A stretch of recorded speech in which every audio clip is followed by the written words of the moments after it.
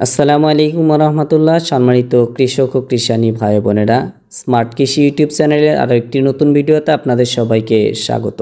আজকের ভিডিওতে আপনাদের সাথে কথা বলবো গ্রীষ্মকালীন শশা কিভাবে আবাদ করবেন বা গ্রীষ্মকালীন শশা আবাদে কৃষক ভাইদের করণীয়। শশা মূলত কী ধরনের মাটিতে ভালো জন্মে? শশা অবশ্যই বন্যামুক্ত দোআঁশ বা এঁটেল দোআঁশ মাটিতে কিন্তু ভালো হয়। শশা গাছ একদমই জলাবদ্ধতা সহ্য করতে পারে না, তাই অবশ্যই শশা আবাদের ক্ষেত্রে আপনি উঁচু জমি নির্বাচন করবেন। শশা আবাদের জন্য উপযুক্ত জলবায়ু। কেমন জলবায়ু শশা আবাদের জন্য উপযুক্ত? শশা মোটামুটি সারা বছরই কিন্তু আবাদ করা যায়, তবে উপযুক্ত তাপমাত্রা হচ্ছে 25 ডিগ্রি সেলসিয়াস থেকে 30 ডিগ্রি সেলসিয়াস। এই তাপমাত্রাটা শশার জন্য খুবই ভালো, বা এই তাপমাত্রাতে শশার উৎপাদন ভালো হয়। তবে 5 ডিগ্রি সেলসিয়াসের নিচে এবং 35 ডিগ্রি সেলসিয়াসের উপরে যদি তাপমাত্রা হয়, সেক্ষেত্রে শশার বৃদ্ধি এবং ফল ধারণ কিন্তু ব্যাহত হতে পারে। অধিক তাপমাত্রা দীর্ঘ দিবস প্রখর আলোতে বেশি পুরুষ ফুল উৎপন্ন হয়। বিপরীত অবস্থায় স্ত্রী ফুল আগাম আসে ও বেশি ফুল ফোটে। গ্রীষ্মকালীন শশার জনপ্রিয় জাতগুলোর মধ্যে রয়েছে জনতা, রিফা, ময়নামতি, গ্রিনবার্ড, সিডর, তুফান, স্মার্ট বয়, আলভি সুপার। এছাড়া আরও অনেক বিভিন্ন কোম্পানির ভালো ভালো জাত রয়েছে, যেগুলো গ্রীষ্মকালে আবাদ করতে পারবেন। শশা আবাদে কী ধরনের বীজ নির্বাচন করবেন? শশা আবাদের জন্য অবশ্যই পরিপুষ্ট, রোগমুক্ত, পরিষ্কার এবং চিটামুক্ত বীজ ব্যবহার করবেন। বীজের ক্ষেত্রে একটা বিষয় খেয়াল রাখবেন, বীজের সাইজ বা আকৃতি যেন সব বীজের একই রকম থাকে। শশা আবাদের ক্ষেত্রে প্রতি শতকে 2 গ্রাম বীজের প্রয়োজন হয়। প্রতি মাদায় মূলত 2টি করে সুস্থ সবল বীজ বা চারা রোপণ করবেন। তবে একটা বিষয় মাথায় রাখবেন, চারার ক্ষেত্রে অবশ্যই 15 থেকে 20 দিনের চারা রোপণ করবেন। আর চারাটা অবশ্যই কিন্তু আপনি একটি বিশ্বস্ত মাধ্যম থেকে সংগ্রহ করবেন। শশা বীজ বপনের উপযুক্ত সময় হচ্ছে ফেব্রুয়ারি থেকে মার্চ মাস। তবে কম বেশি শশা সারা বছরই কিন্তু আবাদ করা যায়। শশার বীজতলা কিভাবে আপনি তৈরি করবেন? শশা আবাদের ক্ষেত্রে বীজতলায় আপনি কোকোপিটেও চারা উৎপাদন করতে পারেন, অথবা আপনি পলিব্যাগেও কিন্তু চারা উৎপাদন করতে পারেন। তবে যদি পলিব্যাগে চারা উৎপাদন করেন, সেক্ষেত্রে আপনি পলিব্যাগের মধ্যে 50 ভাগ গোবর এবং 50 ভাগ মাটি মিশিয়ে পলিব্যাগ ভরাট করবেন, এবং প্রত্যেকটা পলিব্যাগে 2টি ভালো বীজ বপন করে দেবেন। মূল জমি কিভাবে প্রস্তুত করবেন? যে সমস্ত জমি উঁচু, বর্ষায় পানি আটকে না, এমন জমি অবশ্যই আপনি নির্বাচন করবেন। প্রথমে আগাছা মুক্ত করে নেবেন, তারপরে আড়াআড়িভাবে 4 থেকে 5টি চাষ বা মই দিয়ে নেবেন। এরপরে আপনারা বেড তৈরি করে নেবেন। যারা মালচিং পদ্ধতিতে শশা আবাদ করতে চান, বেড তৈরি করার পর আপনি মালচিং শিট সুন্দর করে বিছিয়ে দেবেন। সেক্ষেত্রে আপনি বেডের সাইজ আপনার মালচিংয়ের সাইজ অনুযায়ী করবেন। প্রতি বেডের মাঝে একটি সারি করে 1 মিটার দূরত্বে 3 ফুট দূরে দূরে মাদা তৈরি করে 45 সেন্টিমিটার দৈর্ঘ্য, প্রস্থ এবং গভীরতার মাপের গর্ত করে মাদা তৈরি করতে পারেন। বীজ বোনার কমপক্ষে 10 দিন আগে মাদা তৈরি করে নেবেন। শশার বীজ বা চারা আপনি কিভাবে রোপণ করবেন?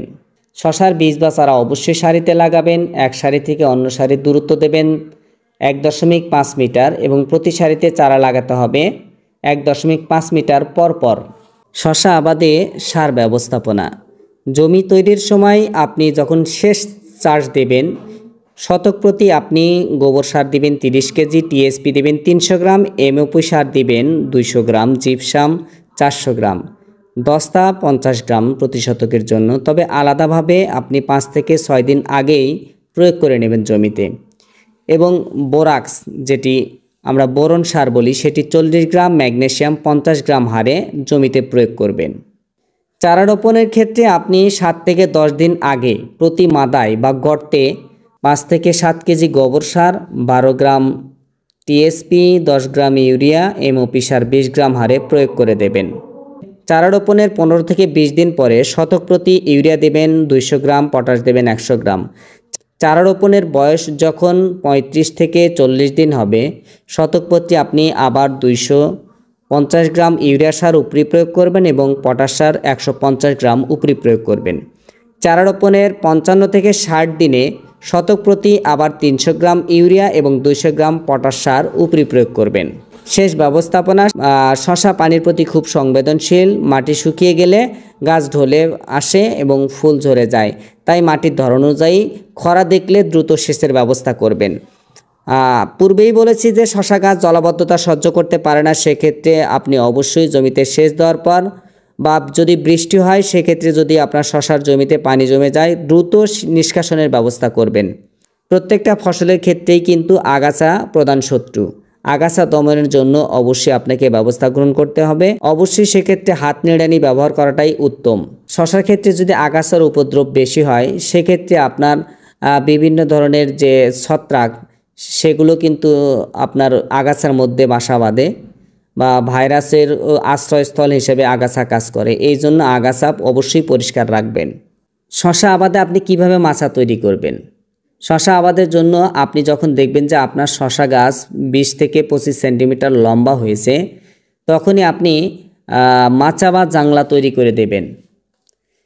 সেক্ষেত্রে মাচা অবশ্যই 1.5 মিটার উঁচুতে তৈরি করবেন, এতে আপনার বিভিন্ন পরিচর্যা করতে সহজ হবে। শশা আবাদের ক্ষেত্রে আপনার বিভিন্ন ধরনের রোগবালাই হয়ে থাকে। রোগবালাইগুলো আমি পরবর্তীতে একটি ভিডিও তৈরি করব ইনশাল্লাহ। আপনি জাত ভেদে শশা বীজ রোপণের 30 থেকে 35 দিনের মধ্যেই ফুল আসে। ফুল আসার 7 থেকে 10 দিন পর পরই কিন্তু শশা উত্তোলন করা যায়। অ্যাটলিস্ট আপনার 40 থেকে 45 দিন বয়স থেকে কিন্তু শশা উত্তোলন শুরু হয়। শশার শতক প্রতি ফলন জাত ভেদে 150 থেকে 200 কেজি পর্যন্ত ফলন পাওয়া যায়। শশা গাছের জীবনকাল 70 থেকে 90 দিন। ধন্যবাদ সবাইকে ভিডিওটি সম্পূর্ণ দেখার জন্য। আপনি আপনার ফসলের যে কোনো সমস্যার সমাধান পেতে আপনার নিকটস্থ উপসহকারী কৃষি কর্মকর্তা অথবা উপজেলা কৃষি অফিসের সাথে যোগাযোগ করুন। ধন্যবাদ সবাইকে, ভালো থাকবেন, সুস্থ থাকবেন। দেখা হবে পরবর্তী ভিডিওতে। আসসালামু আলাইকুম ওয়া রাহমাতুল্লাহ।